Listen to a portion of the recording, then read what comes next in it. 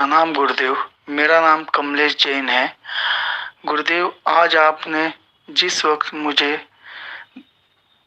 Online ध्यान कराया था, उस वक्त थोड़े समय बाद मेरा 13 साल का बेटा भी आया था, तो मैंने उसे भी इस साधना में बैठा लिया।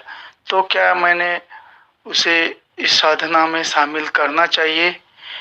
क्योंकि जब मैंने उसे यहाँ बैठाया, उसने पूरी तरह से साधना की और वो ध्यान में उतरा तो बहुत गहरा चला गया। और फिर उसे ध्यान में से बाहर आने के लिए मैंने थोड़ा सा ओमकार का उपयोग करके उसे धीरे धीरे बाहर किया, परंतु आपके बिना अनुमति के मैंने उसे बैठाया। इसके लिए मैं आपसे क्षमा चाहता हूँ।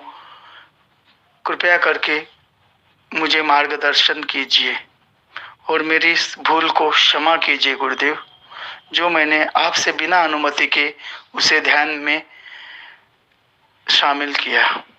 कृपा करें, कृपा करें। ये यह नहीं करवाना चाहिए। गुरुदेव, कृपा करके मार्गदर्शन कीजिए। प्रणाम आपको और आप सभी को प्रणाम। कमलेश जी, आप भी समझ लेंगे इस बात को, और 7 चक्रा ऑनलाइन जो भी हम मेडिटेशन कर रहे हैं, वो सारे साधक भी और भी बहुत सारे साधक जुड़े हुए हैं, वो भी समझ लेंगे कि जब मैं साधना करवा रहा हूं तो क्या हो रहा है और क्यों बच्चे इतनी जल्दी साधना में गति कर जाते हैं। यहां मैं कुछ एग्जाम्पल देने जा रहा हूं, उनसे आपको ये क्लियर होगा कि ये हो क्या रहा है। 7 चक्रा साधना की बात करें, उससे पहले मैं अभी एक घटना घटी उसके बारे में बता रहा हूं। मैं आमीन ओजस की माता जी की मृत्यु हुई, उन्होंने शरीर छोड़ दिया, जबकि वो शरीर छोड़ने के बाद आज भी अब भी मेरे साथ हैं। फिर मुझे ऐसा लगा बार बार कि मेरे को ओजस के घर जाना चाहिए। मैंने माँ को भी बताया। माँ ने कहा जब वो जिन्होंने शरीर छोड़ा, जब वो हमारे साथ है तो ओजस के घर जाके हम करेंगे क्या? फिर तो नहीं जाना चाहिए। मगर मैंने माँ को कहा कि मुझे भी ऐसा लग रहा है कि मुझे जाना चाहिए। नहीं, मुझे जाना चाहिए। माँ को भी लगा कि हाँ ठीक है, हम चलते हैं। हम ओजस के घर गए। बड़ी गजब की बात हुई। हम ओजस के घर गए, ओजस के घर बैठे। जब ओजस को मैं मिला तो मैंने कहा ये तो एक फॉर्मेलिटीज है समाज के तौर पे जो मैं कर रहा हूं। उसे मैंने क्लियर शब्दों में बोला, उसने भी इस बात को समझा। उसके अपने भाव थे। मगर वहां ना तो मैं ओजस की माता जी के लिए गया, ना ही मैं ओजस के लिए गया। जब वहां जाकर मैंने देखा और पांव रखा उस घर में, तब मुझे पता लगा कि इस घर की चौखट पे पांव रखते ही तभी मेरे दिमाग में कुछ आया और मैंने देखा कि यहां तो कोई मेरा सन्यासी पहले से ही बैठा हुआ है।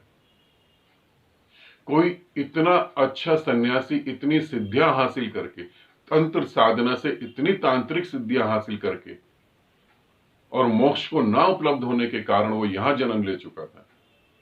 जब मैंने चौखट पर पांव रखा तो मुझे एहसास हुआ इस बात का। और जैसे ही ओजस के घर में मैं अंदर मैंने चप्पलें उतारी, मैंने सबसे पहले सभी घर के मेंबरों को देखना चालू करा, कहां है वो। किसी फीमेल शरीर में, फीमेल में तो नहीं मिला। उसकी भाभी को देखा, वो नहीं थी। उसकी बहन को देखा, वो नहीं थी। भाई से तो मैं पहले मिला ही था, वो भी नहीं। फिर मुझे लगा कहां है वो। और फिर हम लोग चाय वगैरह पीने लगे, कॉफी हमने पी वहां पर, ओजस के साथ बैठ के बातें होती रही। और अचानक ही एक बच्चा स्कूल से आया, और जैसे ही वो स्कूल से निकल के आया, अभी वो घर में पहुंचा भी नहीं था, उसकी वाइब्रेशन मेरे को महसूस होने लगी। तो मेरे को लगा कि ये वही है जिसने पहले मिस्टेक करी है। क्योंकि जब हम सिद्धियां हासिल करते हैं तो हम सिद्धियों का यूज भी करते हैं, और जब हम यूज करते हैं तो हमें ये हमेशा याद रहता है कि जो हम कर रहे हैं वो बिल्कुल ठीक है। क्योंकि सिद्धियों का यूज करने वाला अपने को परमात्मा ही मानता है। अब उसने उस समय यूज करा उन सिद्धियों का। अब सिद्धियां भी तो छोटी मोटी बात नहीं होती।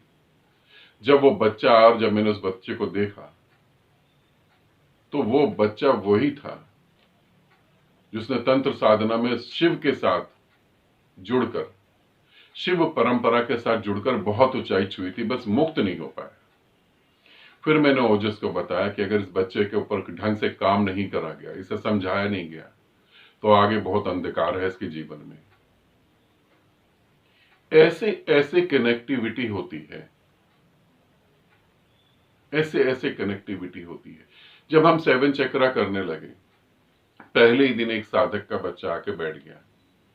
मैंने उन्हें बोला कि बच्चे को नहीं बिठाएं, दूसरे कमरे में भेज दें। मगर मुझसे पूछे तो मैं चाहता था कि बच्चे को बिठाएं, मगर मैंने बोला कि बच्चे को दूसरे कमरे में भेजें, क्योंकि वो बच्चा भी मुझसे जुड़ा हुआ है और वो बच्चा मेरे को देख नहीं आया था। अगर वो मेरे को और अच्छे से देखता तो वो ध्यान में गति कर ही जाएगा। तुमने अपने बच्चे के बारे में बताया कि वो गति कर रहा, वो भी गति करेगा।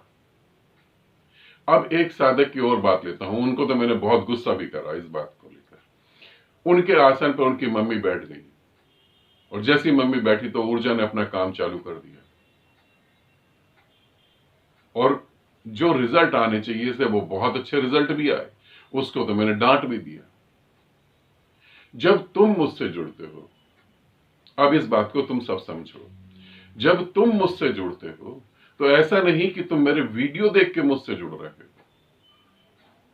तुम्हारे पीछे आने वाली जनरेशन, तुम्हारे बच्चे, उनकी चेतना तुमको फोकस करती है, उनकी चेतना तुम्हें पुश करती है और तुम वीडियो देख के मुझसे जुड़ जाते हो। तुम मुझसे कैसे जुड़ते हो, ये बहुत बड़ा रहस्य है, बहुत कुछ रहस्य में है। यहां मैंने 7 चक्रा में तुम जुड़े हो, तुम्हें पता होगा मैंने डांटा भी और मना भी करा, और मैंने फिर और अच्छे शब्दों में बोला कि कोई भी ऐसा ना करे। क्यों ऐसा ना करे? क्योंकि तुम्हारा बेटा, उस साधक की मम्मी, उस साधक का बेटा, ये सब मेरे से ऑलरेडी पहले जुड़े हुए हैं और इनको जरा सी भी मेरी तरफ से शक्ति मिली थी, एकदम तेजी से भागेंगे। मगर तेजी से भागने में दिक्कत नहीं है, ये वही गलती करेंगे जो गलती पहले कर चुके थे। अब जब मैं ओजस के घर में गया तो उस साधक को मैं पहले समझा रहा था कि सिद्धियों का उपयोग नहीं करते हैं, सिद्धियों का उपयोग सिर्फ अपनी गति के लिए करते हैं, मगर वो माना नहीं।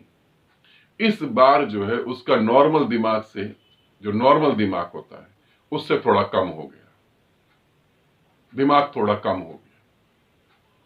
अब अगर मैं तुम्हारे बेटे को दिख जाऊं, वो सुन ले और वो साधना में उतर जाए, तो बहुत हद तक संभावना है वो फिर दोबारा भटक जाएगा, फिर दोबारा वो भटक जाएगा। मैं नागपुर शिविर में गया, वहां पर मैं मिला साधकों से, जब शिविर हो रहा था वहां मैं एक साधक से मिला, प्रशांत, और गजब की बात मैंने देखी, प्रशांत और प्रशांत का बेटा दोनों ही जुड़े हुए थे मुझसे। ये मैंने प्रशांत को अभी तक नहीं बताया, वो शायद वीडियो देखेगा तो समझ पाएगा। दोनों ही मुझसे जुड़े हुए थे। ऐसे बच्चे मुझसे जुड़े हुए हैं, और जब आप मेरे साथ, मेरे को देख रहे हैं, मेरे को सुन रहे हैं और मेरे साथ साधना करने की इच्छा रखते हैं, तो मैं आपके बारे में भी आपको बता दूं, जब आपने जन्म लिया था तब से आप साधना के चक्कर में पागल हुए पड़े हैं, तब से आप पागल हुए पड़े हैं। ऐसा नहीं वीडियो देख के प्यास जाग गई, प्यास तो पहले से ही जागी हुई थी, साधनाएं तो पहले भी करी थी, मुक्ति प्राप्त नहीं हुई। तुम्हारी आत्मा जानती है। मैंने तुम्हें कुछ ऐसा तो नहीं कहा कि तुम्हारी आंख में आंसू आ जाए, फिर भी तुम्हारी आंख में आंसू आ जाते हैं। क्यों आ जाते हैं? इस समय मनुष्य हृदय के मामले में पत्थर हो चुका है, फिर मनुष्य की आंखों में आंसू कैसे आ सकते हैं? बहुत विराट है, बहुत विराट है। मेरी कुछ साधिकाएं हैं, उनसे मैं मिला हूं, उनके बच्चे जुड़े हुए हैं। एक साधिका लुधियाना में, शायद लुधियाना में रहती है, मुझे पूरा पता नहीं है उनका नाम क्या है, राशि, उनका नाम राशि है। जब मैंने राशि की बिटिया को देखा तब मुझे पता लगा कि वो तो कहां से कहां पहुंच गई है। और राशि मुझसे जुड़ी थी, तो राशि की गलतफहमी है, राशि मुझसे नहीं जुड़ी। मुझसे तो वो जुड़ना चाहती थी, इसलिए पहले राशि आ गई। चीजें जो तुम समाज में खड़े होकर यहां चीजें देख रहे हो इन दो आंखों से, वो कुछ भी नहीं है। तुम्हारे पीछे जो इतना बड़ा रहस्य है उसे तुम अभी देख ही नहीं पा रहे हो।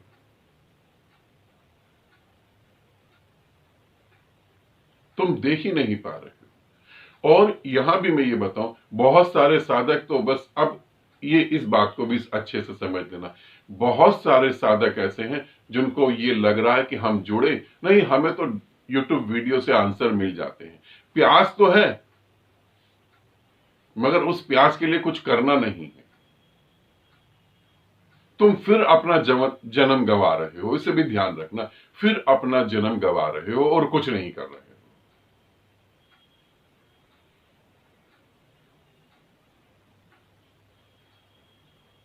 कैसे कोई बच्चा गहरे ध्यान में चला जाएगा? थोड़ा सोचो एक बार, कैसे कोई बच्चा गहरे ध्यान में चला जाएगा?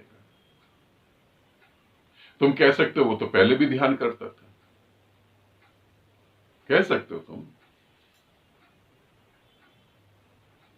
कैसे किसी के आसन पर कोई बैठकर एकदम से गति कर जाएगा? चीजें बहुत अलग अलग सी हैं। मैं नहीं चाहता हूं कि ऐसे रहस्य के बारे में तुम्हें बोलूं, क्योंकि ये विश्वास करने लायक नहीं है। मुझे भी मालूम है, तर्क के हिसाब से ये विश्वास करने लायक नहीं है।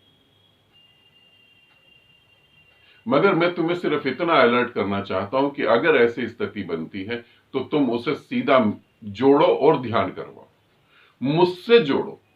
तुम नहीं जुड़ो, तुम फिर हटो।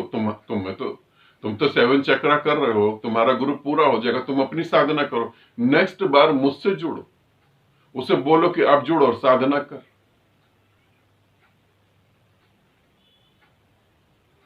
अब जुड़ और साधना कर ले। बहुत सारे साधक हैं, किस किस के नाम लूं? एक नाम और लेके एक दो नाम लेके बताता हूं, फिर मैं अपनी वीडियो को यहां समाप्त कर दूंगा। एक मेरे बहुत प्यारे साधक हैं, हेमंत। हेमंत राजस्थान में टीचर है गवर्नमेंट स्कूल में। हेमंत को लगा जैसे साधना कर रहे थे, उनको लगा बच्चों को भी साधना करवाएं। मैंने कई बार बोला भी कि बच्चों को साधना करवाओ। हेमंत ने अपने स्कूल में बच्चों को साधना कराई और 2-3 दिन के अंदर वो रिजल्ट आने लगे। और जब हेमंत ने मुझसे डिस्कस करा और जब मैंने आराम से बैठ के उसको सुना और हेमंत की आंखों में देखा, तब मुझे पता लगा मेरे बहुत सारे साधक तो हेमंत के स्कूल में पढ़े हुए हैं। अब इसे कैसे समझेंगे?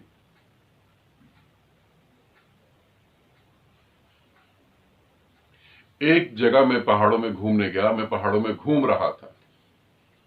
एक 2 साल का बच्चा 2 साल का बच्चा 2 से 2.5 साल का बच्चा होगा, कितना बड़ा होता है 2-2.5 साल का बच्चा, और वो मुझे जानता भी नहीं था, मैं भी उसे नहीं जानता था। मैं अपने साधकों के साथ घूम रहा था, ऐसे कपड़े पहन के नहीं, जीन्स और टी-शर्ट पहनी हुई थी, दाढ़ी भी मेरी बड़ी नहीं थी। और वो बच्चा सभी बच्चों के साथ खेल रहा था और उन सभी बच्चों को छोड़कर आया और उसने दंडवत प्रणाम करा और जमीन पर लेट के प्रणाम करा। और जब मैंने उस बच्चे की आंख में देखा तब मुझे पता लगा ये तो आश्रम का ही सदस्य है।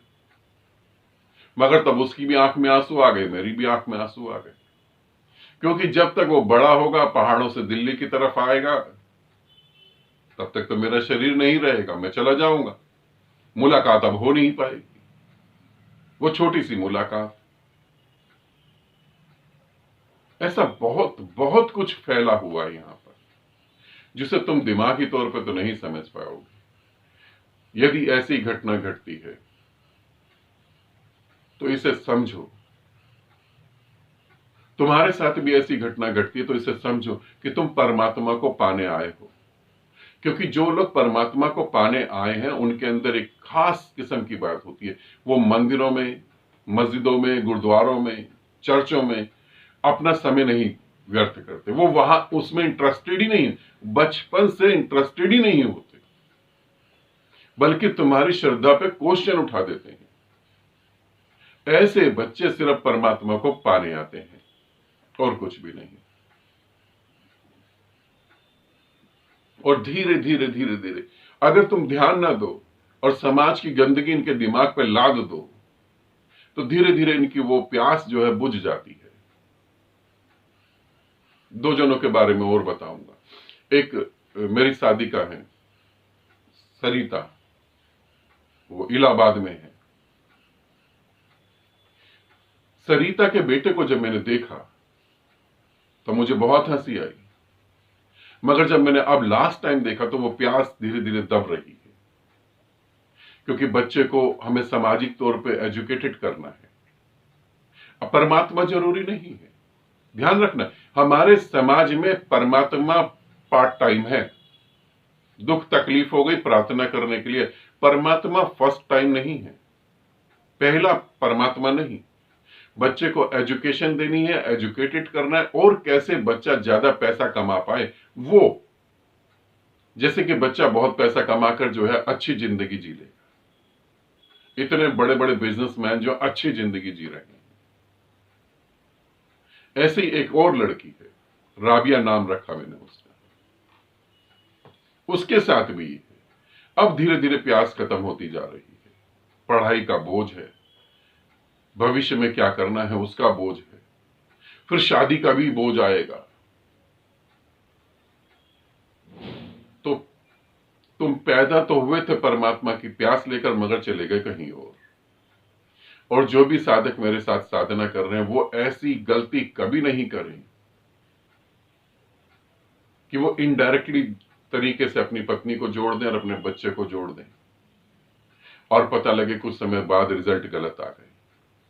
मैंने ग्रुप में भी बोला है, मैं वीडियो में बोल रहा हूं, अगर ऐसा कोई रिजल्ट आता है तो उसकी जिम्मेवारी मेरी नहीं होगी, इसे ध्यान रखें। जो मैं करवा रहा हूं वो छोटी मोटी बातें नहीं है। मैं नहीं कह रहा तुम्हें कि सत्यनारायण की कथा करो या हरे रामा हरे कृष्णा करो, वो नहीं। मैं जो तुम्हें करवा रहा हूं तुम भीतर से भी जानते हो कैसे परिवर्तन घटित होते हैं। ठीक है, चीजों को समझना। मैंने ये तुम्हारा ऑडियो क्यों चलाया, मैं तुम्हें उत्तर ग्रुप में भी दे सकता था, ऑडियो इसलिए चलाया ताकि और बाकी साधक भी इस बात को समझें। यदि तुम्हारे घर में ऐसा बच्चा पैदा हुआ है जो परमात्मा से एक होना चाहता है और उसकी प्यास है,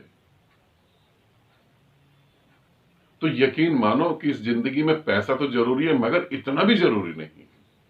इसी धरती पे कबीर भी रहे, और कबीर इस पृथ्वी के सबसे अमीर इंसान थे, मस्त थे बिल्कुल। पैसा जरूरी है, सुविधाओं के लिए जरूरी है, तुम्हारी जीवन जीने के लिए जरूरी नहीं है, सुविधाओं के लिए जरूरी है। तो यदि ऐसा बच्चा तुम्हारे पास है तो तुम उसे समझो, जबरदस्ती चीजें नहीं थोपो। ठीक है, आनंदित रहो, सदा खुश रहो। बहुत बहुत प्रेम आप सभी को।